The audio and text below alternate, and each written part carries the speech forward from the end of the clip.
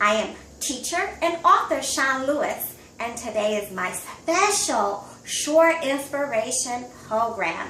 Well, many of you today who may struggle with knowing your purpose in life, who may struggle with making decisions in your life, whether it's for family, business, education, or ministry, this teaching today is going to empower you through God to help you move forward with the blessings that God has for your life. And so what is my subject today? The power of wisdom. Now, I'm not talking about human wisdom. People can give you your, opinions, their opinions about your life all day. But if it's not glorifying God, and if it's not lined up with the Word of God, how is it going to help you? You need wise counsel. You need to be careful who's counseling you and where you're getting your information from to help govern your life. You need the Word of God and the wisdom of God's supernatural intelligence to help you have the best decisions made in your life. And so first I'm going to go to the King James Version Bible, 1 Kings, the 3rd chapter. And in this chapter, King Solomon, one of King David's sons, was having a conversation with God in a dream. And so I'm going to start at the 5th verse to the 13th verse, so listen very carefully if you're not following by reading and if you're just listening. The 5th verse says, "In Gibeon, the Lord appeared to Solomon in a dream by night. And God said, Ask what I shall give thee. And Solomon said, Thou hast showed unto thy servant David, my father, great mercy before thee in truth and in righteousness and in uprightness of heart with thee. And thou hast kept for him this great kindness, that thou hast given him a son to sit on his throne, as it is this day. And now, O Lord my God, thou hast made thy servant king instead of David my father. And I am but a little child. I know not how to go out or come in." And I believe the 7th verse was talking about Solomon's, mentality. He didn't feel at that time he was qualified to take over, his father's position as king. As God was preparing him, God was qualifying him. And then the 8th verse says, "And thy servant," this was King Solomon still talking to God. So the 8th verse says, "And thy servant is in the midst of thy people, which thou hast chosen, a great people, that cannot be numbered nor counted for multitude. Give therefore thy servant an understanding heart to judge thy people, that I may discern good and bad. For who is able to judge this thy so great is people, a people?" And the speech pleased the Lord, that Solomon had asked this thing. And God said unto him, "Because thou hast asked this thing, and thou hast not asked for thyself long life, neither hast asked riches for thyself, nor hast asked the life of thine enemies, but thou hast asked for thyself understanding to discern judgment. Behold, I have done according to thy words, an understanding heart, so that there was none like thee before thee, neither after thee shall any arise like unto thee. And I have also given thee that which thou hast not asked, both riches and honor, so that there shall not be any among the kings like unto thee all thy days." So the Lord not only gave Solomon the gift of wisdom, he said, "I'm going to give you what you didn't even ask for. I'm going to give you riches. I'm going to give you honor." So the Lord gave him more than what he bargained for. And so the point is, God granted Solomon wisdom. He said an understanding heart. You know how people prejudge and they don't really know your story. They don't know what you've been through. They don't know what you had to cry through. They don't know what you had to pray through, what you walk back and forth, back and forth on your floor at night, praying and pleading to God for him to help answer a prayer for you or someone that you love. People don't know.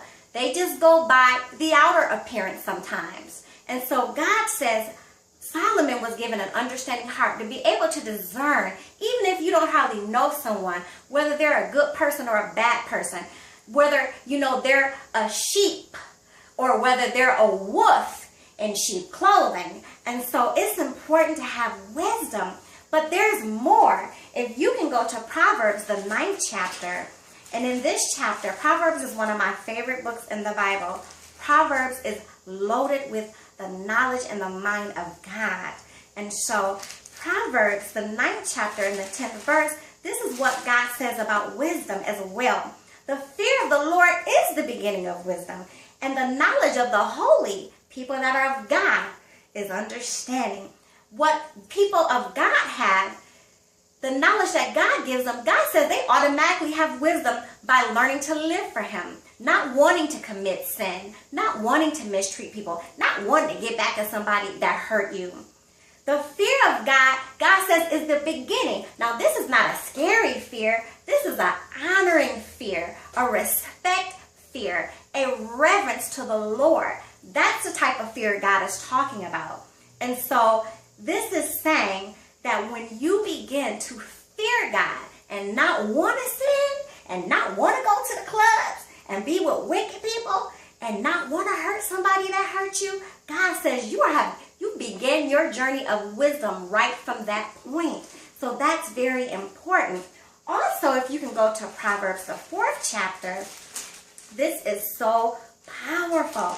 This is so important for people to understand. Let's start at the 3rd chapter first. The 3rd chapter, and if you can go to the 12th verse, starting at the 13th verse, it says, happy is the man. Listen to what God is saying. You're happy is the man or woman that findeth wisdom, and the man that getteth understanding, for the merchandise of it is better than the merchandise of silver, and the gain thereof than fine gold. She is more precious than rubies, and all the things that thou canst desire are not to be compared unto her.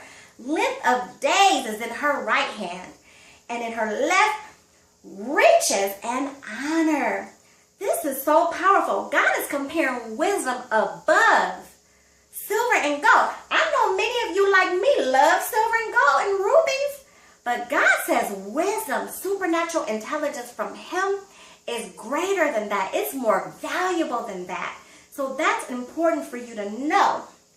And for my closing thought, Proverbs, the 4th chapter, the 5th verse through the 7th verse says, it says, get wisdom, get understanding, forget it not, neither decline from the words of thy mouth. Forsake her not, and she shall preserve thee. Love her, and she shall keep thee. Wisdom is the principal thing. Remember, I talked about principle. It's a belief system. It's the foundation of how you think and what's good and how you judge, having good judgment. It says, and with all thy getting, get an understanding. And then the 8th verse says, exalt her, exalt wisdom. Meaning, keep wisdom in your life. Seek for wisdom through the word of God. And she shall promote thee. That means God will bless you among people, among business, among your family, among people that you know in ministry, and shall bring thee to honor. And it says, and then it will bring you to honor when you embrace wisdom. Notice that God compares wisdom with the nature of a woman, because God, men and women are supposed to be honored. They're supposed to honor each other. In a marriage relationship, the Lord tells men to cherish their wives. And so the Lord compares wisdom like caring for a woman. And so God is saying, get wisdom, because the nature of wisdom is caring, it's preserving, it cherishes you, it protects you, it nurtures you. And so that's important for you to know. Get wisdom. Wisdom will help you make decisions that you struggle with. Pray for wisdom. Seek for wisdom in the Bible. Seek counsel from people that are anointed. Not people that are just popular, but people that have the word of God proven in their life of blessings and of good things, because they're listening to God for themselves, and they can hear from God, and they're spending time with God, and they're not in wickedness. They're not a hypocrite. They're not playing games. They're not living on two sides of the fence. There is no fence. Either you on God's side or you on the devil's side. And these people that you seek wisdom for as well are people that you trust, that are of God, that have proven to live by the word of God. And so for my closing thought, to add to my final thought, go to Proverbs, the 24th chapter. And I just want to read from that chapter, the 3rd verse through the 5th verse. It says, through wisdom is a house builded, and by understanding it's established. And by knowledge shall the chambers be filled with all precious and pleasant riches. A wise man is strong. Yea, a man of knowledge increaseth strength. Even the 6th verse says, for by wise counsel you shall make your war, and in a multitude of counselors there is safety. What is God saying? God is saying you have to have wisdom in your life, coming from him, coming to you, from God to your spirit, and from other people that are teaching you.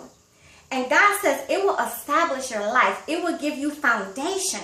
It will help build your life of blessings. It will help you to stay away from destruction.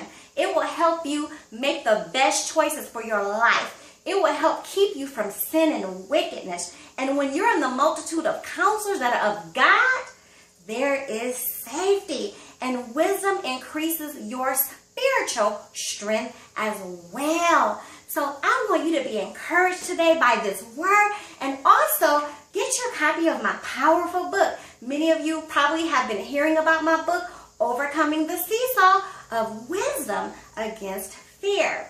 God wants you to get wisdom from him and not fear making choices for your life. I talk about personal examples in my own life that God taught me and that I had to learn from God in this book that I know will be life-changing to you.